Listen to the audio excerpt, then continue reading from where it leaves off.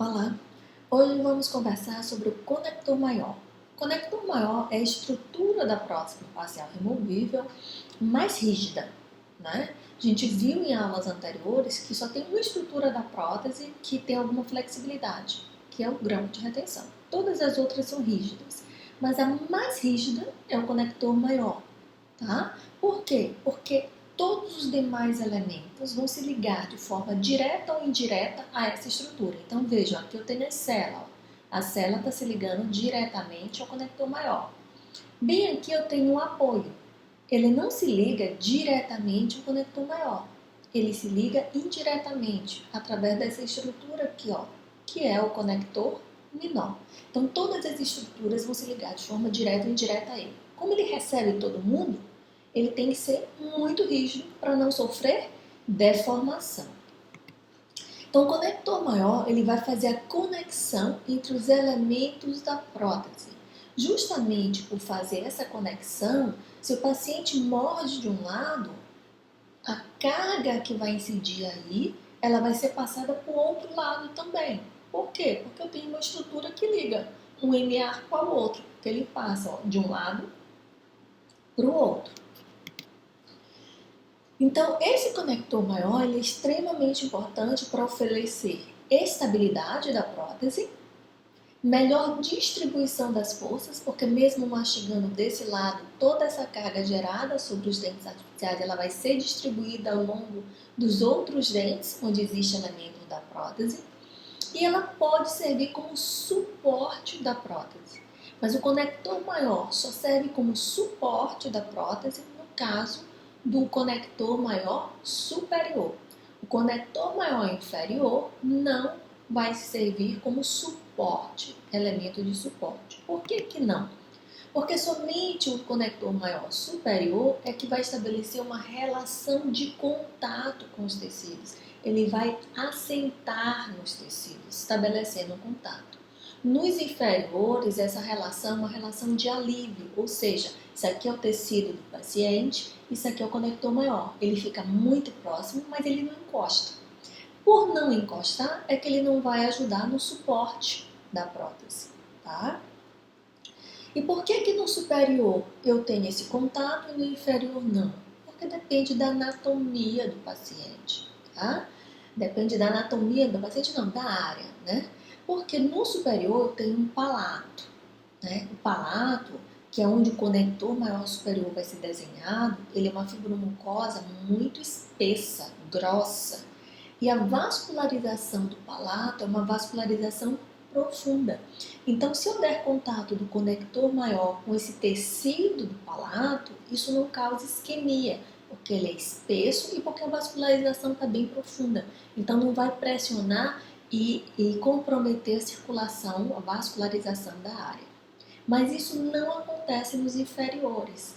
Então, nos inferiores, a posição onde o conector fica é um tecido de vascularização superficial. Se ele encostar naquela área, vai ficar isquêmico, porque a circulação vai estar comprometida. E onde tem isquemia, pode haver necrose. A gente não quer que isso aconteça, então a gente só bota o conector próximo aos tecidos, mas não em contato efetivo com eles, como a gente pode fazer no caso dos superiores.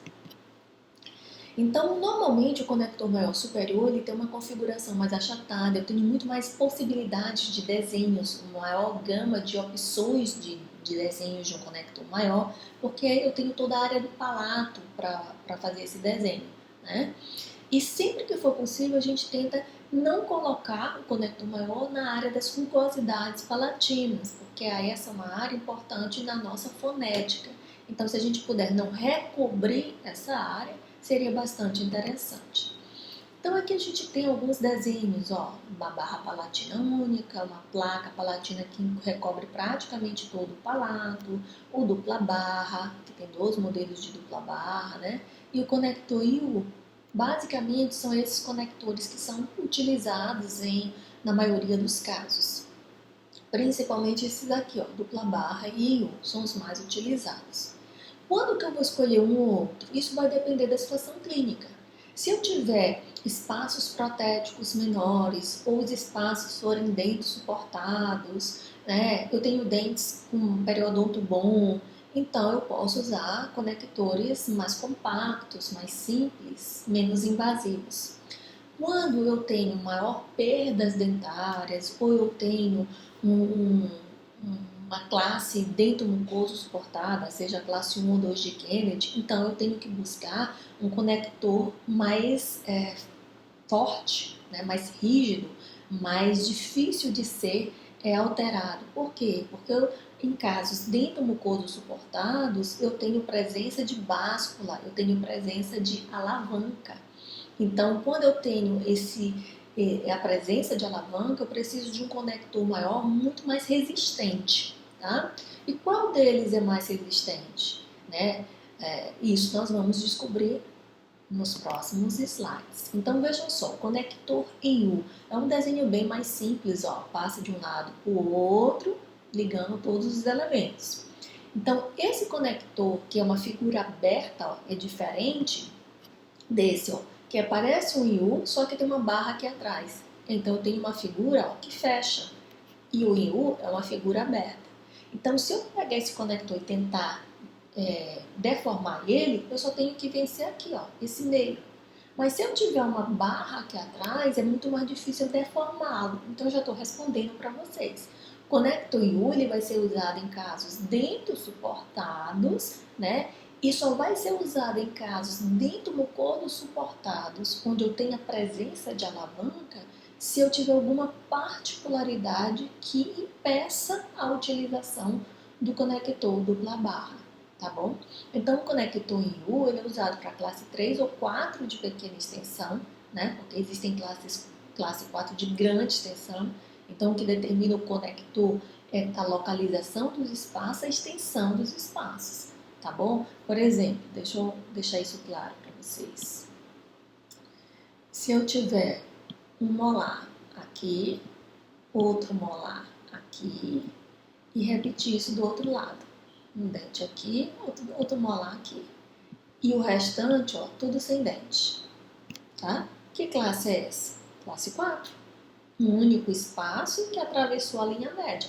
Mas é uma classe 4 imensa, tá bom? Então, se ela é uma classe 4 imensa, é claro que eu vou ter báscula aí. A hora que morder alguma coisa, a prótese vai movimentar, porque o espaço é muito grande. Nesse caso, eu vou ter que trabalhar com um conector que me dê maior rigidez, tá? Por isso que tá aqui, ó, classe 3 ou 4 de pequena extensão. Aí dá para usar um IU, tá? Por exemplo, se eu tivesse aqui outro pré e faltasse só os dentes da frente, era muito tranquilo trabalhar com IU. Mas se eu tivesse só os 2 molares de cada lado, aí eu tenho que trabalhar com dupla barra, tá bom? Casos dento-mucosos suportados, eu só vou indicar um IU se eu tiver algo que impeça o desenho do dupla barra, por exemplo.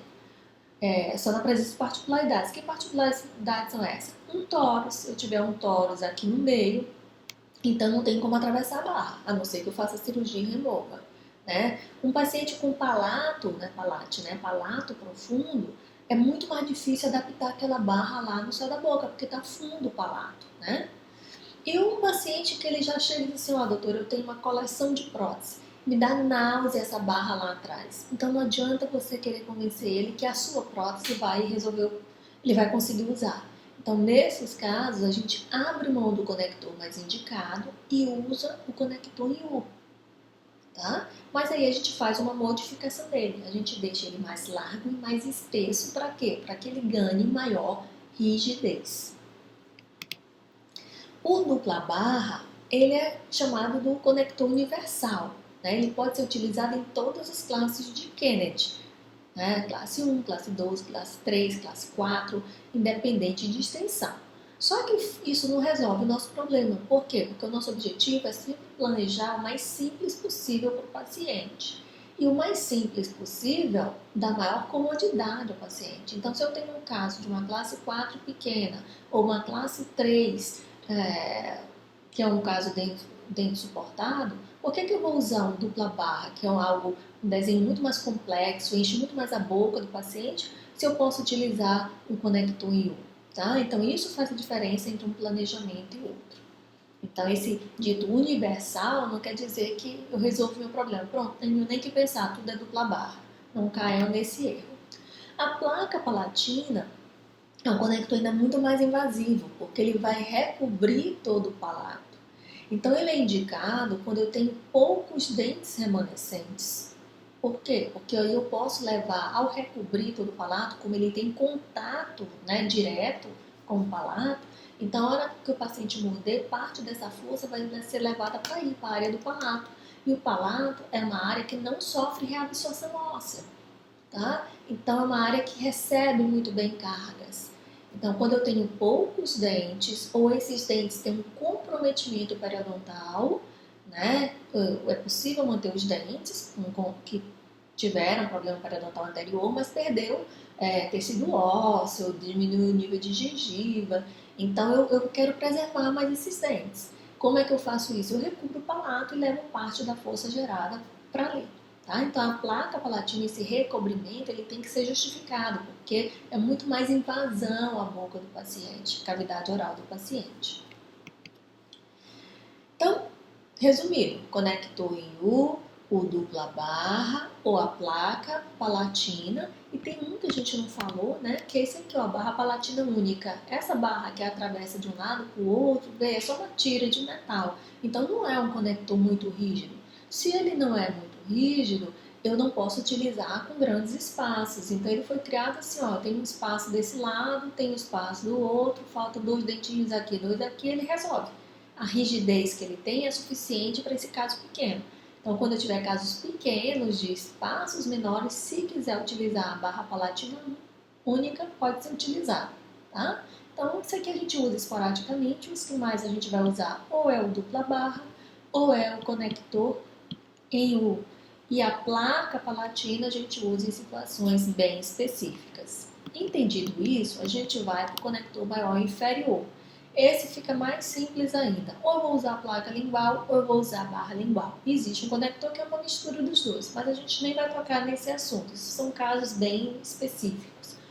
Então, o conector de eleição é a barra lingual. Eu só não vou botar a barra lingual no meu planejamento de inferior se eu não tiver espaço para isso. Por quê? Para desenhar bem esse conector, a gente faz assim, ó, da margem gengival, né? A gente distancia 4 milímetros para começar a desenhar a barra lingual. Essa barra lingual, ela vai ter aqui aproximadamente 5 milímetros, ó, daqui para cá 5 milímetros. E aí a gente deixa mais um para não tocar aqui no assoalho, um de segurança. Então 5 com mais um que vai estar aqui para não encostar no assoalho. Com mais 4 eu precisaria ter aí, para desenhar com folga, 10 milímetros. Só que nem sempre a gente vai encontrar isso. Então a gente pode dar uma compactada. Então, se eu tiver até 8 milímetros da margem gengival até o assoalho, eu consigo desenhar a barra lingual. Quando eu não tenho esse espaço, então eu não vou poder desenhar o conector somente na área de tecido. Eu vou ter que subir para os dentes. Então, quando eu não tenho esse espaço, eu abro mão do conector que estaria mais indicado e que é mais cômodo ao paciente e vou para a placa lingual, que vai subir, vai ao encontro do terço médio aí dos dentes. Como vocês veem aqui, ó, que ela até contorna o formatinho, ó, de onde estão os dentes, tá? Então, ela vem espessa embaixo, à medida que ela sobe em direção aos dentes, ela vem afinando, tá bem? Então, aqui eu tenho a barra lingual, que é o conector de eleição, e aqui eu tenho a placa lingual, que é para aqueles casos em que eu não tenho pelo menos 8 milímetros entre a margem cervical e o assoalho bucal. Aí eu desenho a placa. Eu espero que tenham entendido e até a próxima.